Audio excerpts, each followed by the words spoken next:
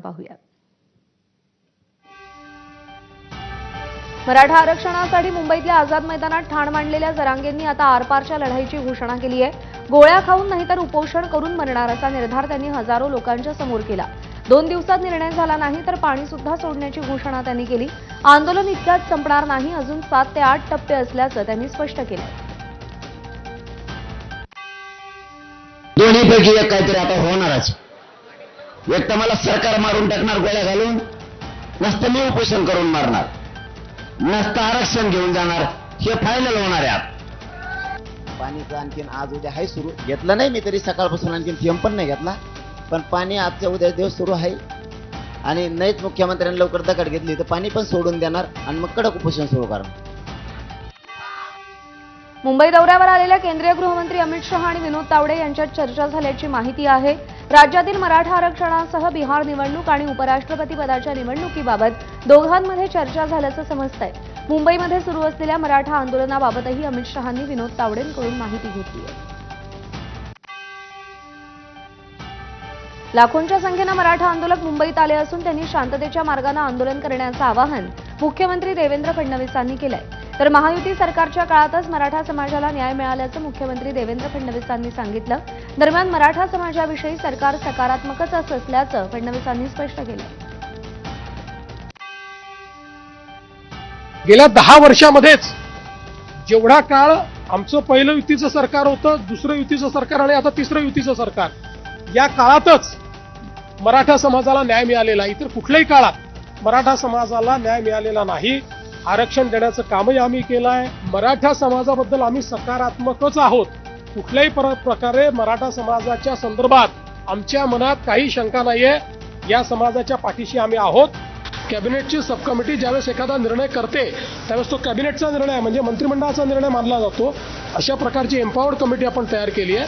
त्यामुळे मला असं वाटतं की निश्चितपणे त्यातनं जो काही तोडगा काढायचा तो आपण काढू, मात्र कुठेही लोकांना त्रास होईल असं वागणं हे योग्य होणार नाही। त्यामुळे माझं आव्हान आहे की लोकांना त्रास होईल असं कोणी वागू नये। मराठा आरक्षणाचा प्रश्न चर्चेच्या माध्यमातून सुटेल असा विश्वास मुख्यमंत्री देवेंद्र फडणवीसांनी व्यक्त केलाय। मुंबईमध्ये ठिकठिकाणी मराठा आंदोलकांनी मोठी गर्दी केली असून आंदोलनाला गालबोट लागेल असं वर्तन कोणी करू नये असं आवाहन देवेंद्र फडणवीसांनी केलंय। श्री मनोज जरांगे पाटील हे उपोषणाला बसले आहेत। त्यांनी देखील सगळ्यांना आवाहन केलेलं आहे की आपल्याला नियमाने उपोषण करायचं आहे आणि सगळ्यांना सहकार्य करण्याचं आवाहन केलं आहे। शासनाची पण भूमिका सहकार्याचीच आहे, कारण आम्ही पहिल्या दिवशीपासून सांगितलं की लोकशाही पद्धतीनं एखादं आंदोलन जर चालत असेल तर त्या आंदोलनाला कुठलीच मनाई करण्याचं कारण नाही।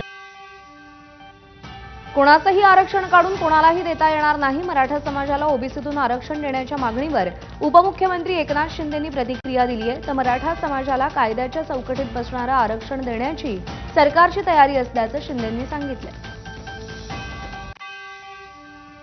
मराठा समाजाला म्हणजे कुणाचंही आरक्षण, ओबीसी समाज असेल, इतर कुठलाही समाज असेल, त्यांचं आरक्षण कमी करून कुठल्याही समाजाला म्हणजे याचं काढून त्याला देणं हे खरं म्हणजे करताही येणार नाही। पण मराठा समाजाला जे जे काही करता आलं ते केलंय। जरांगेंच्या आंदोलनावरून देवेंद्र फडणवीस आणि उद्धव ठाकरेंमध्ये वाकयुद्ध रंगलंय। काही जण जरांगेंच्या खांद्यावर बंदूक ठेवून राजकीय पोळी भाजून घेण्याचा प्रयत्न करत असल्याचा आरोप फडणवीसांनी केला होता। त्याला उद्धव ठाकरेंनी उत्तर दिले आणि त्यावर पुन्हा फडणवीस काय म्हणाले पाहूया। आतापर्यंत त्यांना खूप वेळेला फसवण्यात आलं। शिवाजी महाराजांची शपथ घेण्यात आली, त्यांना आरक्षण देण्यात आलं, आरक्षण देऊ सांगण्यात आलं, पण प्रश्न कुठे हललेला नाहीये। त्याच्यामुळे ही सरकारची जबाबदारी आहे।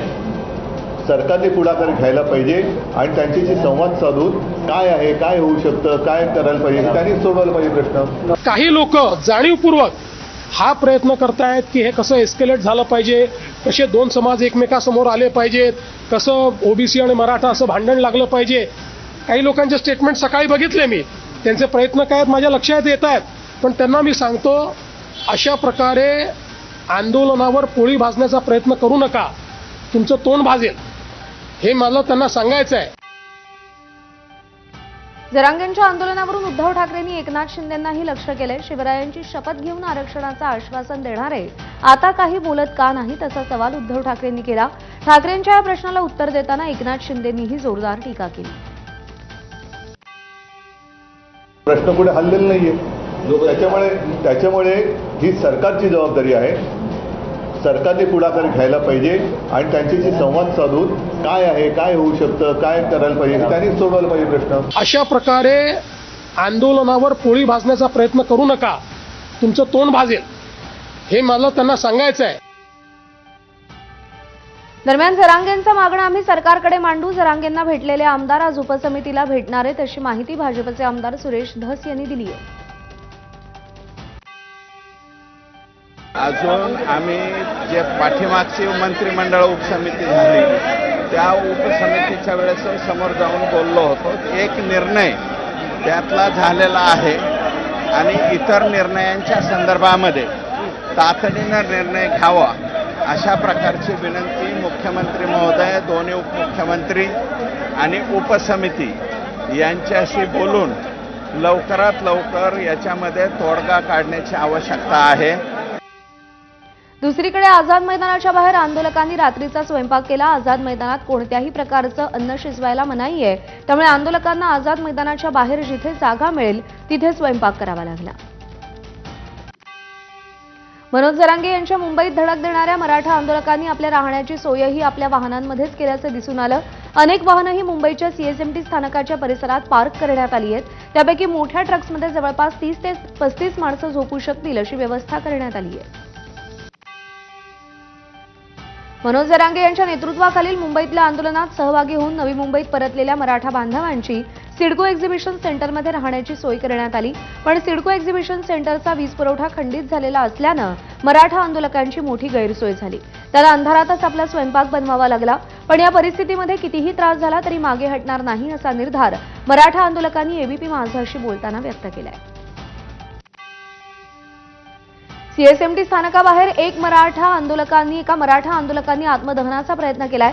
आंदोलकांनी अंगावर डिझेल ओतून घेतलं होतं, मात्र काहींनी वेळीच मध्यस्थी केल्यानं हा अनर्थ टळलाय.